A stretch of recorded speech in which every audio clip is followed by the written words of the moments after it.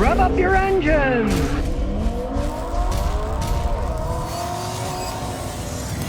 Well, here we go with Nissan again. You remember I did a thing a while back about subprime lenders that Nissan was using because they want to sell cars any way possible. They don't care if they're screwing over their own customers. Well, now it turns out that Nissan is going to pay their dealers more to steer customers towards 84 or 96-month loans. Because, of course, the longer the loan, the less the monthly payment. And a lot of Americans live paycheck to paycheck saying, how much is it a month? Not how much am I paying for the vehicle, but how much is it a month? Turns out that they're going to pay dealers as much as $450 a car to steer the dealers towards getting the customers to take these longer loans out. So they're getting paid to make somebody have a longer term loan. So the payments are lower and they're hoping, well, people will go for it. They won't scratch their heads and say, gee, over all those years, by the time I'm done paying for that car, it's worth practically nothing. And they're paying on something that isn't worth much. But that's Nissan for you. They'll do anything to sell cars. And of course, if you use your head, the problem is low-income people, especially minorities, they find out that something like 65% of the people that went to get loans get these horrible loans with higher interest rates, even though they're more qualified than other people, that they end up paying all this extra money. They found out that 63% of the time, in a study they did in Virginia, customers received higher interest rates on their loans, even though they were more qualified, they were applying for the same loan. Nissan might be getting into a big ball of wax with this one. And of course, over time, they'll end up being way in the bucket. They'll owe more on the vehicle than it's actually worth. And I'm sure that, the Nissan dealers will say, oh, don't worry, we'll roll that into the next loan you buy when you get another one of our cars. So shame on Nissan, I mean, offering the dealers up to $450 per car to give you a longer interest loan. Dealer get more profit, and Nissan, of course, is hoping they'll sell more cars because the monthly payment will be lower. Shame on you, Nissan. Here we go with government control. The Biden administration says stricter fuel economy and emissions are coming by July. When Trump was in, he tried to stop forcing people to have more efficient cars. Actually, what it was they lowered the percentage of better fuel mileage. Automakers are supposed to make 1.5% improvements every year under the Trump administration through 2026. But under the Biden administration, they're talking about 5% annually better gas mileage. Now, I find it amusing myself. That's like, here are these politicians and they're talking about physics. Make the machines more efficient. You can only squeeze so much blood out of a stone, as the saying goes, There's only so much you can get out. They keep saying more and more and more. Now, yeah, you can say, electric vehicles, they don't pollute at all. Well, who's going to pay for this infrastructure? Magically, there's going to be charging stations everywhere and new clean power generating stations. It's going to take a lot more than a politician yapping his mouth to do that kind of stuff. Now, if they want to spend that money on the infrastructure, where's it going to come from? But if they do and people get jobs out of it, there's absolutely nothing wrong with that. But not just catchphrases, let's kiss the babies, politicians getting elected. Let's see something actually occur that's meaningful. And of course, they're all arguing about it. Some of the big companies like Ford, Honda, Volkswagen, and BMW struck a deal in California to increase fuel efficiency 3.7% a year, not 5%, but 3.7% per year. And of course, they're talking about $2.25 billion of investing in electric infrastructure and giving people tax credits if they buy electric cars. I mean, all fine if they want to make the jobs and build the stuff here. I got nothing against that. We got to get from here to there.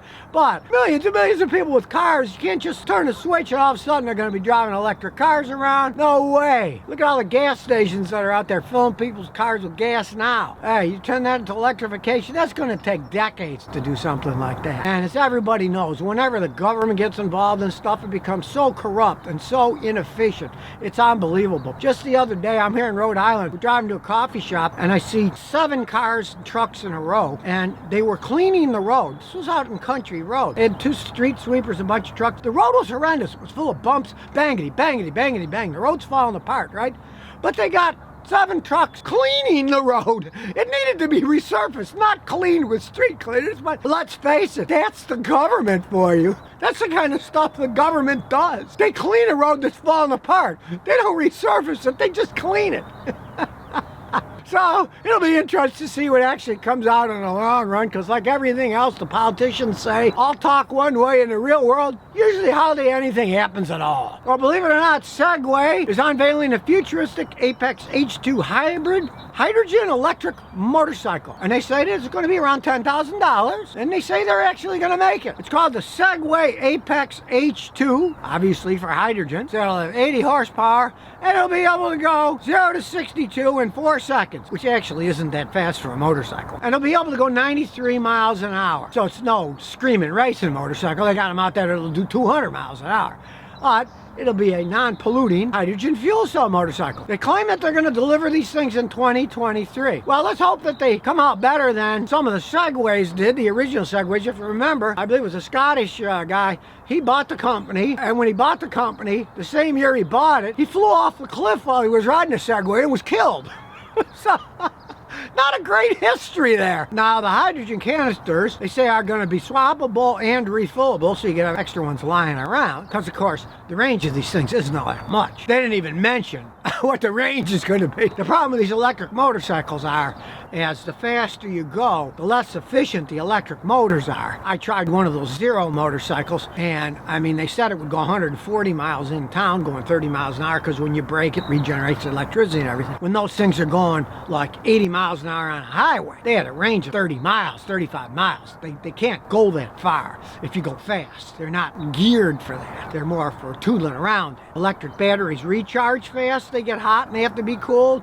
Same thing as they discharge fast. They get hot, and the motors start getting hotter when they're going full speed. So these aren't long-distance motorcycles by any stretch of the imagination. But the idea that Segway is going to make a hydrogen fuel cell motorcycle, that's kind of interesting there, you know? Hey, if you guys ever get one built, send one Scotty's way in Tennessee, and I'll try it out. Nick1234 says, Scotty, hey, for my school project, I'll be explaining how a car runs. I have a solid idea, but he's nice for sure. Give me a general idea of how cars run. Most vehicles today are still internal combustion engines, or the gasoline or diesel. The fuel is in a tank, it's pumped to the fuel injectors, where it's sprayed in a mist inside the engine. And once the mist is loaded and mixed with air inside the engine, a spark plug fires, pushes the piston down. That's connected to the crankshaft that spins, and then that spinning motion is connected to a transmission that then gives the power to the wheels. Now, if you have a diesel engine, it doesn't have spark plugs. It's just compression engines. The fuel, the diesel fuel, is sprayed in, mixed with air, and then just the pure pressure of the pistons going up ignites it. It's spontaneous combustion. They don't need spark plugs. But it's all just burning stuff, and then the exhaust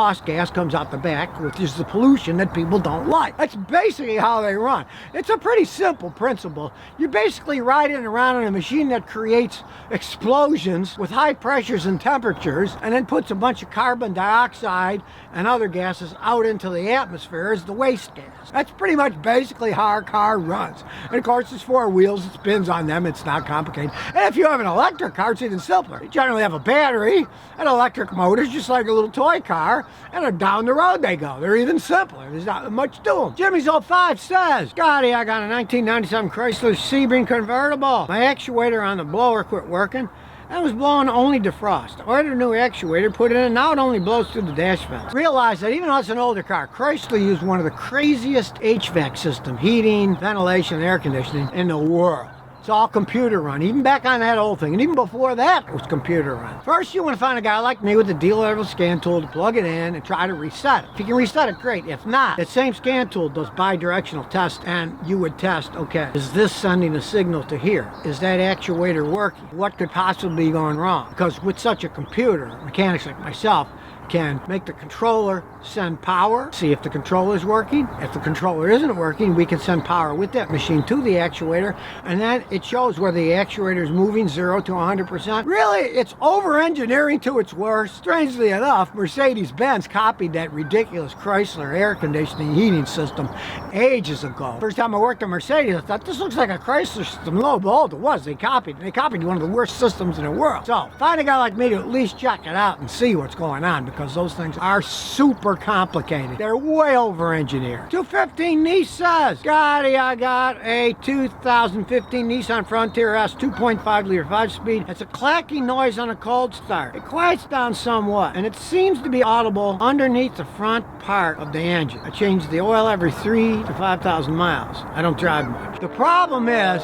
you got a Nissan Frontier, which is a reasonable sized vehicle in weight, but you only have the 4-cylinder engine. Now, back in the day, Nissan made great 4-cylinder engines. Today, not so much. They'll often blow head gaskets, have problems. Your engine has a problem. You say it's coming from the front of the engine. Often it's the timing chain starting to wear out on it. And of course, when you accelerate, if your timing chain is worn out, you'll often get pinging, pre-ignition, like you said, when you accelerated, you could hear it. You're probably gonna need a new timing chain. It's a very expensive job, but if it runs good enough, my advice would be drive it till the wheels fall off. That thing really isn't worth that much. You didn't mention the mileage, but if it's high mileage, it might be time to just get another truck or drive it till the wheels fall off. I had a guy with one like that. It was making noise. He drove it another 80,000. It still ran down the road, and he didn't care because he realized it wasn't worth much. He didn't want to put any money in it. So if you never want to miss another one of my new car repair videos, remember to ring that bell.